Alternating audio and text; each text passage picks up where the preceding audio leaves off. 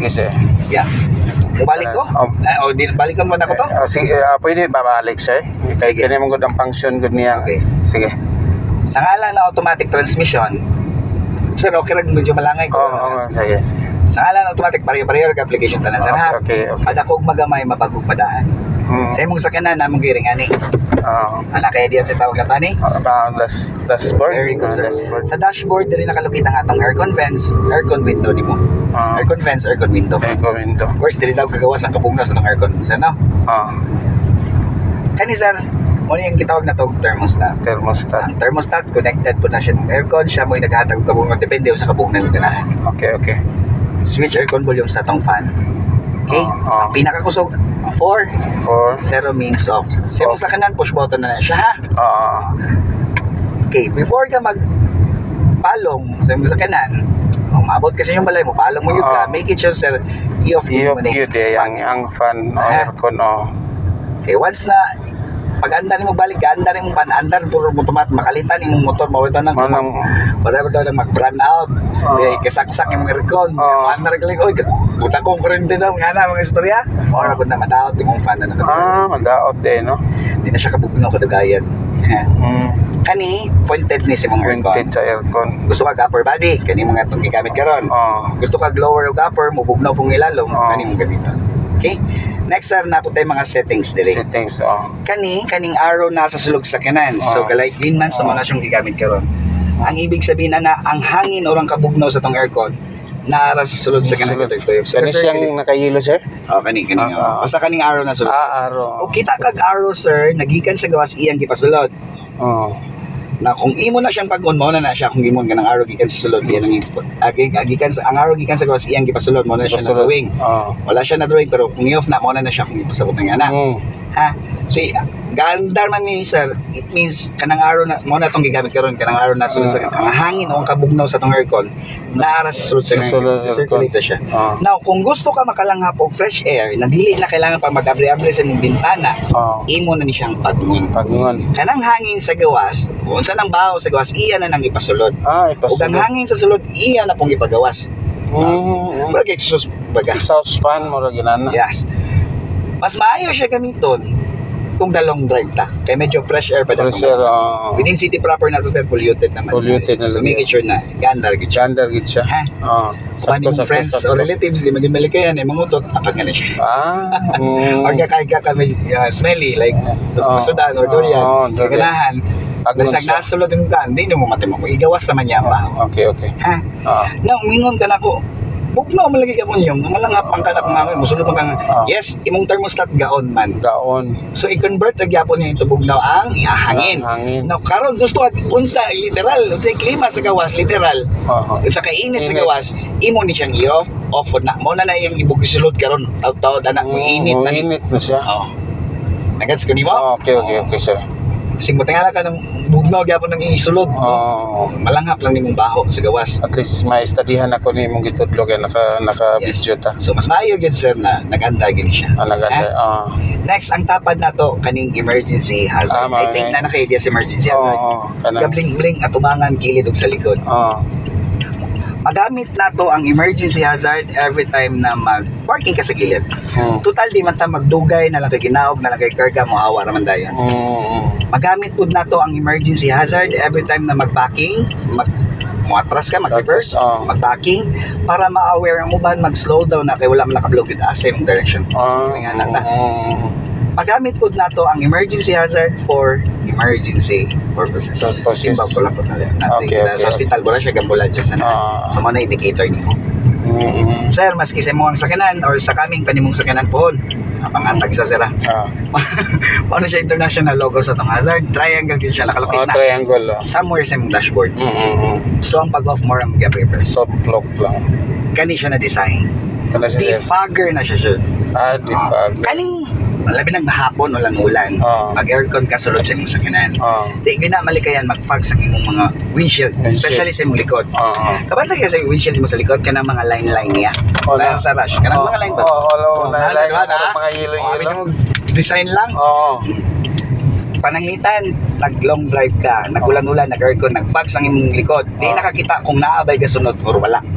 Para di na ka magunong-unong munaog para trapuhan, i-switch on ng kanang linya-linya niya sa heater na walaon niyang fags sa imong likod. Kung careful ka na magpatent kay bisag anaon ba? Lagi Wiring na siya kanang nasa imong likod, kanang ana, linya wiring na. Wiring na. Wala, pero di na nga na wiring na manguring kaya.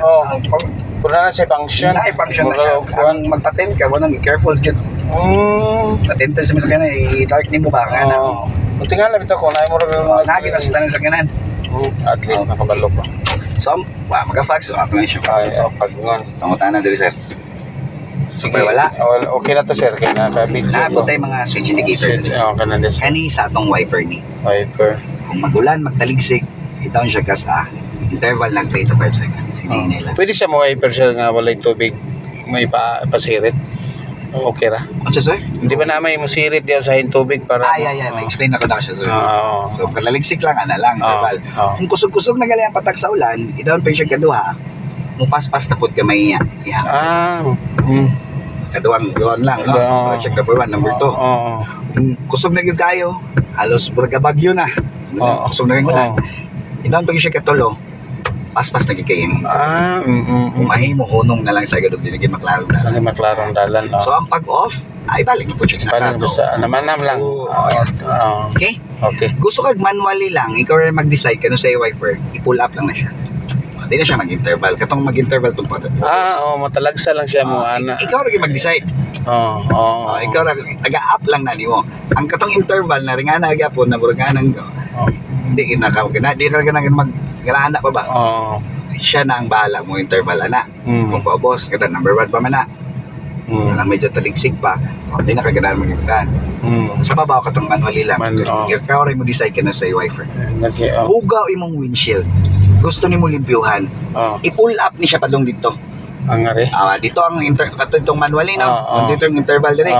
Kani ang i-pull up ni siya, mo supply ng tubig, automatic wiper po na siya. Nara. Din na. Okay. Sakto din. Supply ng tubig ano. At least na ni function. Wala kay tubig apit ito. Magpatsistingan eh. Wala na pangutanan eh. Okay na. Now, dito sa itong mga lights na signal lights. Kung sa balay pa, morning mga switches na suga. Suga. Pag mag-signal ka sa left, sir, down. Naka-indicator makita sa imong panel board. So, gablink-blink na arrow. Gablink-blink. So, it means sa left side, sa imong rear, ug sa imong tubangan, gablink-blink na. Kung i-off ni mo ang signal, center lang. So, wala kayo makita ang lights. Signal ka sa right is up. Up. Naapod eh. Kung i-off ni mo ang signal, center lang. Center. Proper uses atong signal light. Sabotable na kayo. Mas hindi ka kabalog yun. Asa gamit ng signal. Tama, sir? Okay. Para sa magamit? Para sa signal light, left og turn, left og right. Kung asa ka muli ko. Signal yun ka. Signal yun daw. 30 meters away or 3 car length apart ang pagitan. 30 meters. Siguro ka nang nag-hazard. Muli ko na kadiha. Dili pa lang nag-signal na. Para maka-prepare na ko dang nasa yung likod. Kamalo na dili pwede sir mo pagliko mo pag-signal. Di ka makabantang likod mo. Lagi yung mabanggaan ta. Magamit po na to ang emergency hazard. Mo transfer og lane. Shoulder lane to outer to inner or to inner to outer to shoulder. Mag-transfer ka lane, signal yun. Sir, remind lang, dili porket naka-signal, mo diretso na lang ka muliko or mo transfer og lane. Make it sure po na mo glance po kasi mo side mirror. Taga-signal glance yun. Depende sa muliko ka diri sa left, signal left, glance. Bisig na ade kay tapad niya, muliko lang kagalit mo transfer og lane, kasalanan nun. Lagi, Kuha, sir? Okay. Around 5:30 to 6 p.m. 5:30 to 6 p.m. Di pa nga siya high. Ngit-ngit. Kanang na sunset. Kanang ilog ng kahayag hanggang ngit-ngit. Saya ka term. I-twist lang siya kasapa-saka pa up.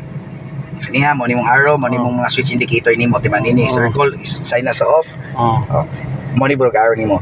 I-twist ni siya kasapa-saka pa up. Musiga na ng accessory sulod sa itong sakanan. Tama na niga na niya. Musiga na ng accessory sulod sa sakanan. Musiga na ng sulod. Napo yung nanimiga sa gawas ka nagagmay na itong suga. Sa gawas. Sa likod, gitawag na itong taillight. Sa tubangan, gitawag na itong park light. Taillight o park light pa maniga. Sa oras na to ito is gali. Alas 5 to 6. 5 to 6. Hapon na Hapon na gyud nga galong drive ta. Ito siya kasapa-saka para daw ma-recognize ka sa uban na nakasa kalsada ka. Especially kung galong drive ka sa. Lagi Ha, ulan-ulan hapon. 7 PM, 8 PM. Ngit lagi ba? 7 PM to 8 PM. Ito is pagin siya kasapa-saka paap. Papag yun. Headlight na din kasi ka. Dagko na siya dito. Sa headlight na to, sir, duha po din na siya kaklase. Low beam o kang high beam. Gusto niyo mo makita yun ang unahan perminte mag-high beam ka. Pidoot lang dito pa, boss. Tama sila? Diriman ang signal. Dito ang signal left. Dito ang right. Ang high beam, idoot dito pa, boss. Nakay blue makita indicator. Makatas yan, no? Ang high beam, abot na siya dito. Itong may makitang truck. Itong nag-hazard. Nag-parking dito. Para advance gini mo makita perminti. Ang high beam po dahil, sir, magamit lang nato for long distance driving. Ang low beam, magamit mo within city proper lang. City proper. Ayaw gud pag high beam na nakasyudad, di ka na yung katagbo, sulawa na, sakit kinis mata. Mubalos po na silang high beam nimo. Or sig di na mo kita no, pang-abot na mong duha. Maski galing niingon ko ang high beam para sa magamit lang for kanang sa kuan lang, highway, sa long drive. Biyahe kagabi. Kanang magbiyahe kagabi, tagsara pud kay mga sakyanan na. Mailhan na pud nimo sa nagbiyahe ka alas 10, alas 10 kano, long drive kagabi. Mailhan na pud nimo sa layo palang daan, nanana kay katagbo na sakyanan. Unsa may mailhan? Tungod sa kusog sa suga. Unsa may mailhan na nakay katagbo? Napoy suga imong makita, tama? Nakita gani mo na highlight sa lan ako'y katagbo sa unahan. Low beam sa low na dayan. Mo na siya low beam. Pag bypass niyo doa high beam na pud ka para advance gid mo makita. Lagi Mo lang ang high beam magamit lang for long drive. Wala pang pud kay gabiyahe gabi. Okay. No? Tagsa rin kay mo biyahe gabi. Okay. Mo na siyang dili porket naka long drive ko mag high beam na pud ka. No na magkikatagbo na man pud gabi. So uy na nakoy makita suga gamay pa lang nakita no layo pa lang na nakita nin mong lights low beam saka kung high beam siya ibalik mo high beam mo low beam na gaya siya low beam na pud ka last makakita na pag-ana niyong duha high beam na pud advance sa pud mo panan para makita gini mo gabay lubak-lubak na sunahan kay kung low beam na diaram gud ang target sa low beam dollar okay so ang pag-observe balik lang nimong circle na gamay balik lang muta na. Sabar wala. Okay na to siya, sir. Kaya naka-record na niya ako ning reviewon tanan ang imong gitudo sa ako. Wala problema, sir. Okay. Now, dali na ko sa itong steering wheel. Ayaw ka goals accessories.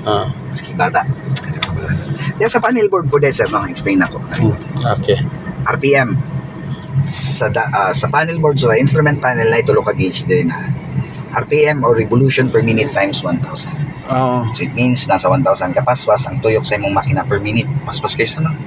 Balikan ko ng RPM. Pusid ko sa kadua. Ato ang speedometer ning kadua. Daya nimo may bawan kung unsa na kusog sa dagan. Okay?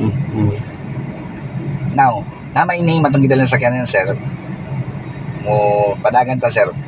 20 to 40 km per hour sa 20, 30, 40 ana sa namo ganyan tong guys. Okay? Wala ko'y problema kung moabot na kag 68 basta clear lang yun ulit rin. Lagi Hindi lang mabutog mo maniti sir. Wala kita tingganan na i-jay na tagpupot.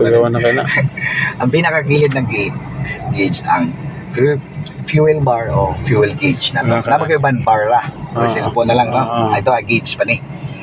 E means empty. F means full. So napagasman ko nagpapuntang ta sir. Joke to na. Sa tunga. Matigas tunga. Drawing na gasolina. Na arrow sa gilid, tanawa. Asa nakalocate ang arrow? Ngadto pa ingon? Sa left. Tama? So, ang imong gas tank na daw sa left side nakalocate. Kanang mo ato kag mga fuel station na gas, kapalo na ka mo position pabor sa hose. Tungod ay ana no. Tungod ana, mo matingala ko. Uban na pud ang gas tank naman sa tuo. Matingala ka, opposite noon, matuyok ang hose. So, mo nang kabalo na ka mo position, kumato ka gasoline station, kabalo na ka mo position sa imong sakyanan na pabor sa hose. Okay na ang signal. Mo na yung arrow sa gilid kasi. Sige. Okay? Okay. Wala